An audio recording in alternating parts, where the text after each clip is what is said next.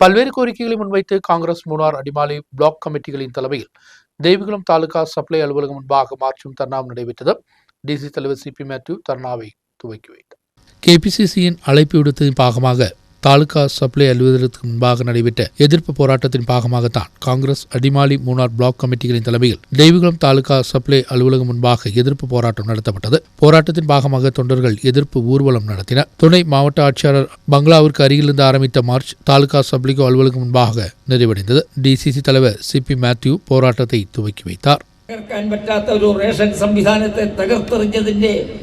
അവർക്ക് ആഘോഷിക്കാൻ പറ്റും. എല്ലാം കുളമായി കിടക്കുകയാണ്. ജീവിതത്തിന്റെ സമസ്ത മേഖലയും നിരാശയാണ്. ഈ ഗവൺമെന്റിന്റെ ആവശ്യം എന്താണ്? ഇങ്ങനെയൊരു ഭരണത്തിന്റെ ആവശ്യമുണ്ടോ? എത്രയോ മുഖ്യമന്ത്രിമാരി സംസ്ഥാനം കണ്ടിട്ടുണ്ട്. എത്രയോ സംഘടനകൾ ഭരിച്ചിട്ടുണ്ട്. 1957 ഏപ്രിൽ മാസം 5-ാം തീയതിയാണല്ലോ EMS നേതൃത്വത്തിലുള്ള ഫസ്റ്റ് മന്ത്രിസഭ കേരള സംസ്ഥാനത്ത് അധികാരത്തിൽ വന്നത്. മാറി മാറി വന്ന ഭരണകൂടങ്ങൾ പാവപ്പെട്ടവരെ സഹായിക്കാൻ നിയോഗിച്ചിരുന്ന ആ സംവിധാനങ്ങളെല്ലാം തകർന്നിരിക്കുന്നു.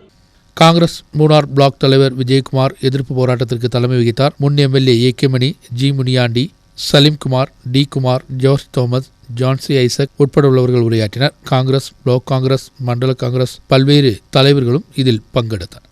நியூஸ் பீரோ, மூணார்.